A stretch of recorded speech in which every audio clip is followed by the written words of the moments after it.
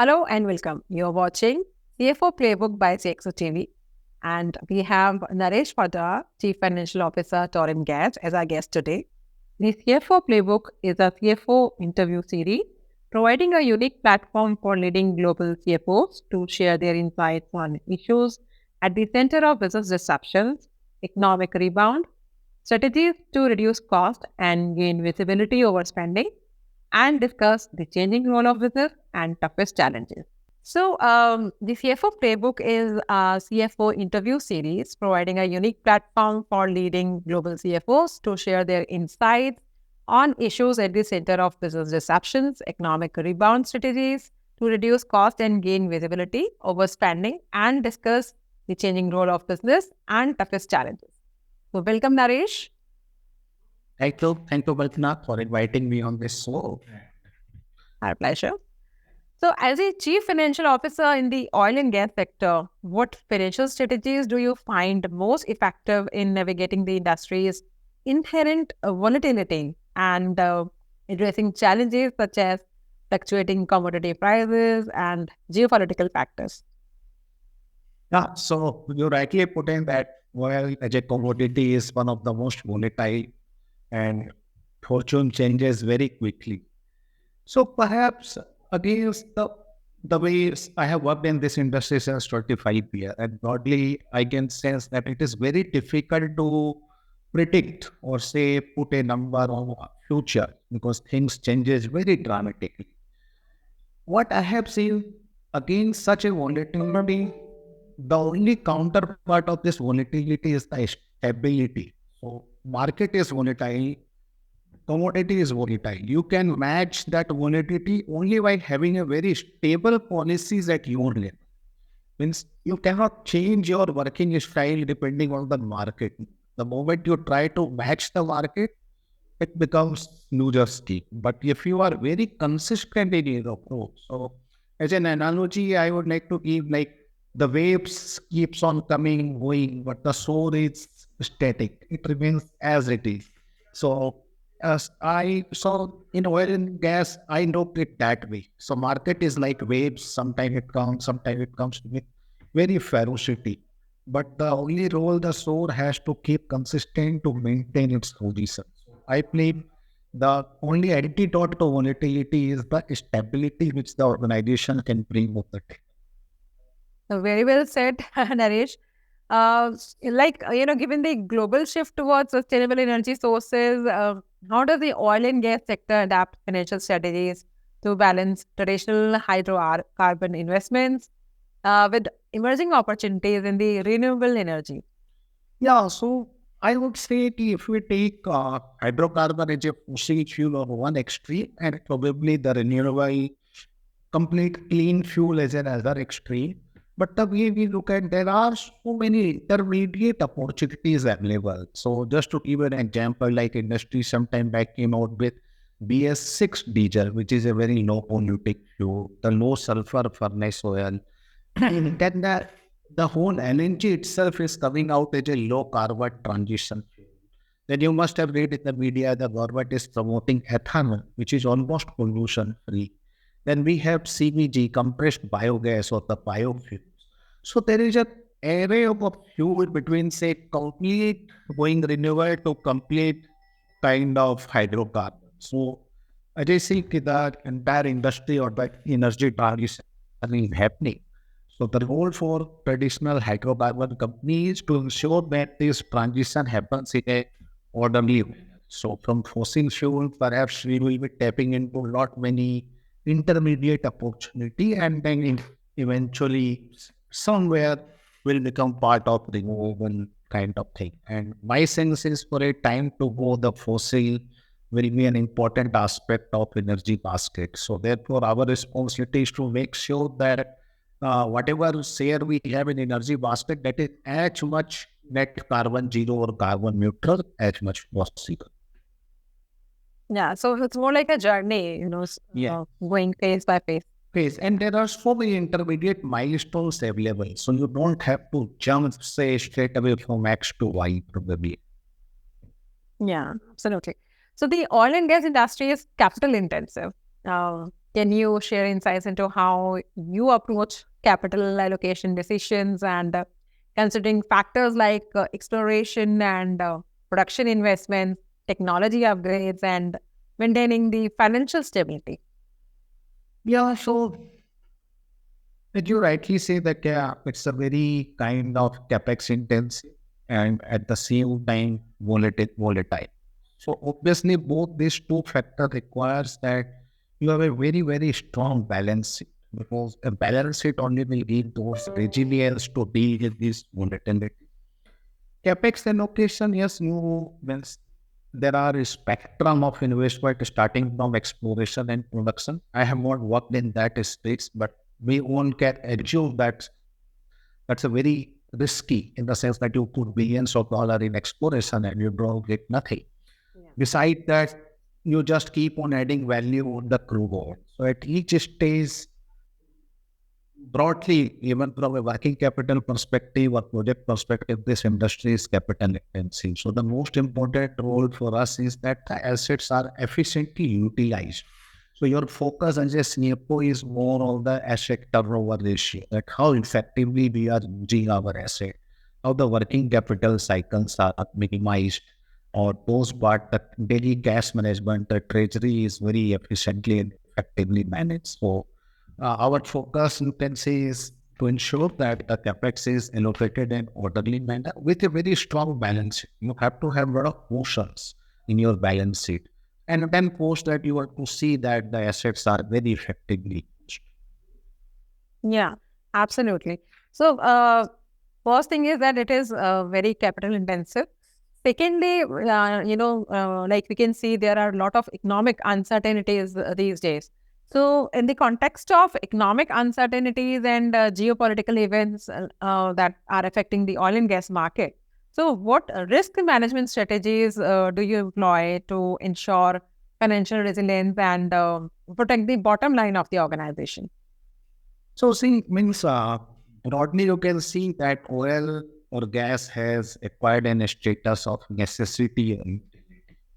So despite whatever macro noise we may see, ultimately it has to be purchased and sold and consumed by the consumer. So that journey never stops. And unfortunately, a lot of things we are dependent on the imports. So we don't have, you can say, the entire value chain from crude oil to the ultimate consumer. We don't have much say on the pricing lever. So broadly in this, when you say risk management here, the way I look at it, that as a intermediaries in this value chain, our motto is broadly you can say pass to the consumer what you can pass on, because we don't create a job in your balance sheet what you can pass on. If something, because of so many region, political or something, if you can't pass on to the consumer, that has to be absorbed. And then you have to understand what you can pass on and what you can't pass on. And and once you decide that something you have to absorb, you have to have a balance sheet to absorb that. So broadly, I would say that the risk management has to be on these four pillars, because we don't create volatility. We are also as much victim of say volatility as the end consumer. So at most, what I can do, my endeavor would be to pass on that to the end consumer. But for some reason, if I can't pass on, I have to absorb. To absorb, I need to have a very strong balance sheet where I can absorb temporary shocks so that I bounce back in the future. And all these three steps will require a very deep understanding of that what you can pass on to the consumer and what you can't pass. So that way, I believe you have to have a kind of complete sense of the consumer psyche, your producer psyche, and where you are in that vis-a-vis alternative fuel. What are your limitations? How much you can influence the decisions. So that means that actually doesn't impacts the business, the figures, the demand basically. It's not always possible to pass on because of so many reasons. Say you feel that after a particular price point, the demand may get destroyed, so you may not try to pass on fully. You have so many limitations. You feel that you will lose market to the alternative fuel. If you pass on a particular price point, the consumer may go back to the much dirtier fuel. Say he may go back to the coal, he may go to the biomass. So there is certain limitation. So at some stage, it is not absolutely possible to pass on 100% impact. So at that point of time, you decide to absorb something because these are volatile, cyclical things. Sometimes I absorb, sometimes I make some extra buck as well. But for to manage all those things, you need a very strong balance sheet. But if I decide to absorb, I need to have that margin of safety in my balance sheet. So I know well that this is a temporary 3 month phenomena. Probably I will bounce back after 3 months because we have seen those cycles in last hundreds of years that these are cyclic. Something which goes up will go down. So ultimately things what you say that reversion to me. So everything broadly it comes back to me. So idea is that and that will require a continuous understanding of consumer and your kind of supplier. And you become a sort of a balancing scale that you keep on balance between these two. Sure. So we can understand that it's all about how the company can navigate from those challenges. So, but given in such critical situations, have there been any, say, from the regulatory agencies also that is there any interference in terms of regulation? I would say interference. In fact, I would say a lot of support because the regulator also understand all this phenomena because they also know that most of the participants are just value takers. So they understand when the crude prices goes up. They understand when the market demand is very low because of say recessionary fear or inflation is very high. So you would say that at the level, the primary role of regulators is to support the market, support the industry where they are supporting.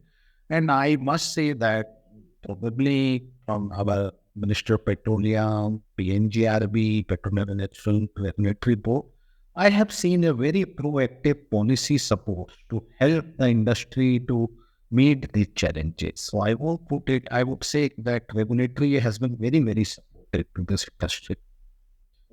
That we really appreciate, and that's great to hear. And I say they also appreciate, and I say it has almost acquired a status of necessity. And consumer, they need to take care of consumer as well as this company. But these companies are very vital in, say, energy security of country. That Yeah, are very critical sectors. certainly. So now, like changing, shifting our gears, talking towards, talking more about the technology aspect. You being the CFO of Torrent Gas, how do you contribute to shaping financial strategies that align with the broader energy transition goals? And what role does innovation play in driving financial sustainability within the oil and gas sector?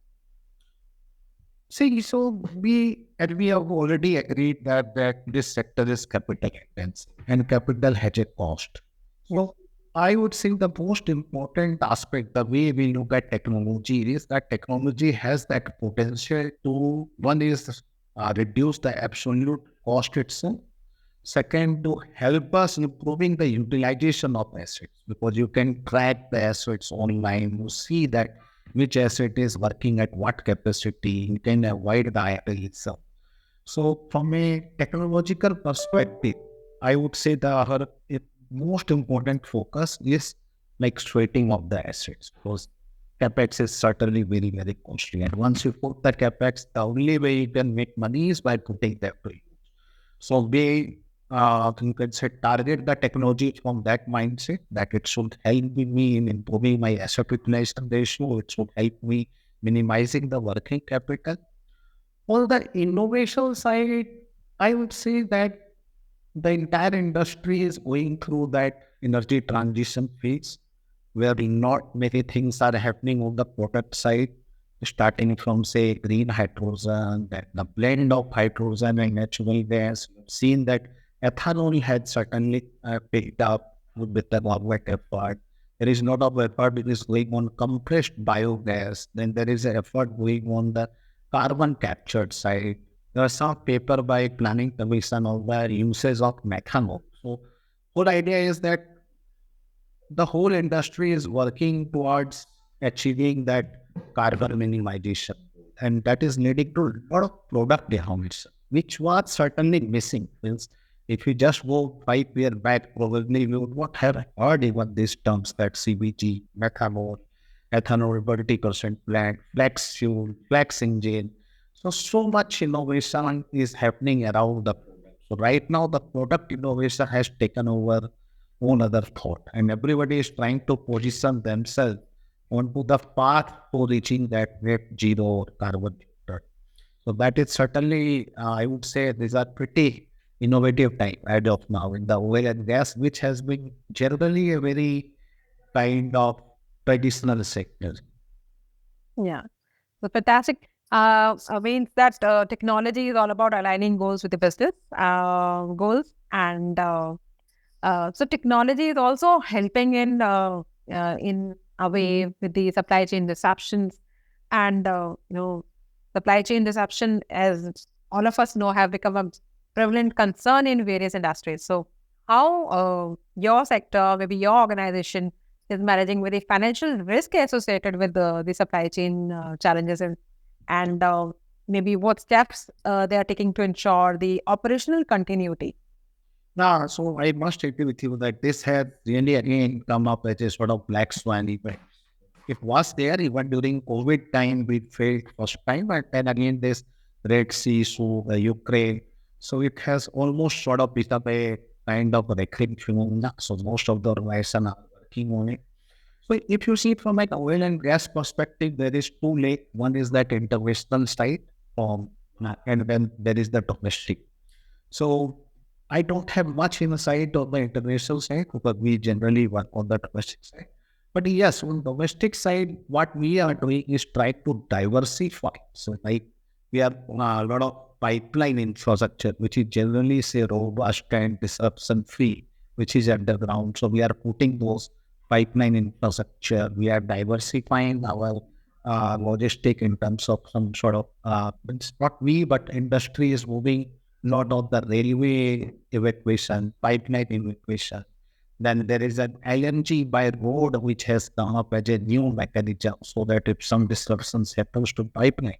So on the domestic side, and then there is a lot more collaborative approach with our say stakeholders. So like a lot of oil and gas happens by road, where the driver, the transporter without the logistics. So a lot of continuous dialogue with them in terms of improving the safety standards and improving their operational hygiene. So like if you recall, there some time back, the government has come out with a notification where the truck cabins has to be air conditioned.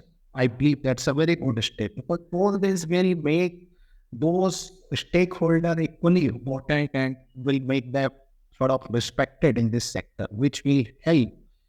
All these are part of kind of creating a resilient supply chain mechanism as well. So the only way you can have that, you can build up redundancy and build up alternatives, which I believe on the domestic side, a lot of work is happening. International, to me, it looks like a continuous 2-3 experience. So I'm sure the big players, the policymakers must be working on it. But it involves so many things, but probably you need to find an alternative CMO itself because the various ways is getting disturbed, sometimes water scarcity, sometimes problem. So probably that is a much larger geopolitical issue where I won't have much insight.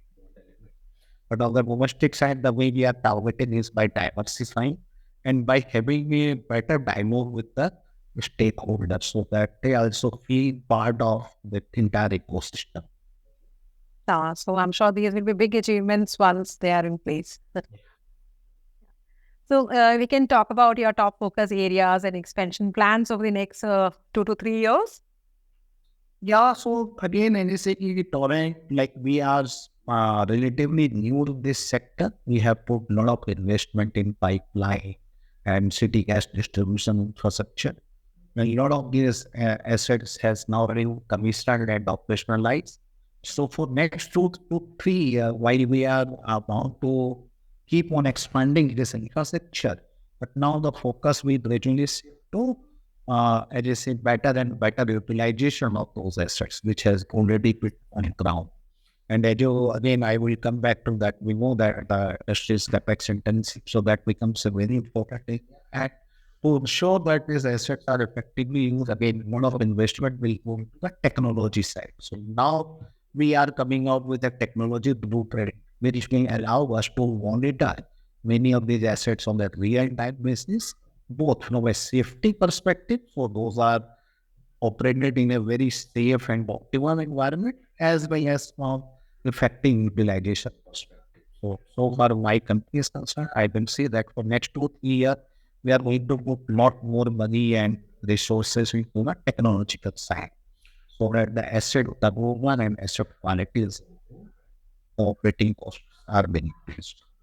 Sure. So, any idea you would like to share that which are the technologies on the priority list, when it comes to implementations in the next So like we are working on that the product that we just got a system of control and data acquisition week, where you have a IoT kind of mechanism, where you get online 24/7. So like in our pipeline, the gas, etc. flows, so you have to monitor their pressure, their temperature, etc. So we would be putting those IoT equipment at all our asset touch points, and from a master control room, all those assets will be continuously monitored. But we are putting more resources on the GIS, geographical information system, where each of our assets we can track basis the longitude and latitude, so those can be immediately responded and can be better secured.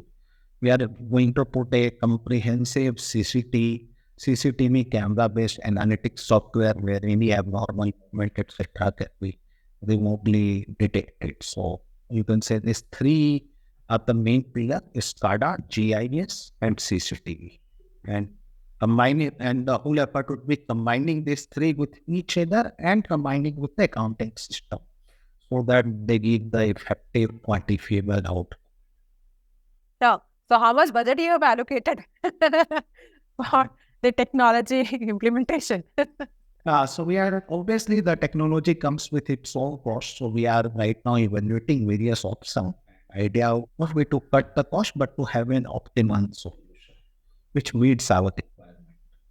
So, any figures you would like to share? I would be a little premature at this stage. Sure. So, okay. And what is your outlook for the industry for, say, next couple of years?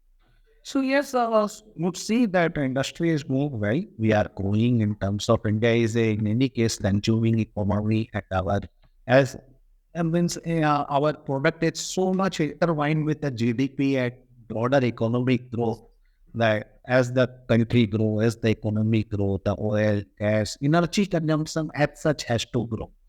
So I see a very secular growth for our industry despite all those disruptions. Those are part of life. So those we keep on coming, keep on going. But the industry, the overall energy basket of the country is going to grow. Obviously, within energy basket, renewable is going faster because they have a lower base. We have a very high base. So on that high base, the traditional fuel, we have a secular growth. However, within oil and gas, the natural gas is growing much faster than oil. And we represent the gas side, because in gas, the government is coming out with a lot of supportive policy, and they have declared an intention to increase the proportion of gas in the energy basket to increase from 6% to 15%. So right now, the gas is 6% of total energy basket, and in next 5 7 years, the intention is to double it from that. So that way, the gas space will grow faster than oil, maybe not as faster as broader renewable space because of the base difference, but otherwise the industry is going to have a very secular. Well, that's much required. So, I think that's fantastic news. moving to the gas, I think that's much required. Yes. Right. So thank you so much for taking out time and joining us for CFO Playbook today. And I'm sure our audience have got invaluable know-how on the strategies and techniques that CFOs can use to maximize the impact in the business world from this chat. I must say your podcast questions were very relevant. It looks like you did a lot of homework and you tried to get very much insight. And I also enjoyed giving my insight on most of the issues which are very relevant to our industry. And I wish that our audience will also enjoy this conversation and they will also get some good insight out. Yes, sir. Thank you so much. Means a lot, sir. Thank you. For more updates from CXO TV, please like and subscribe to our channel.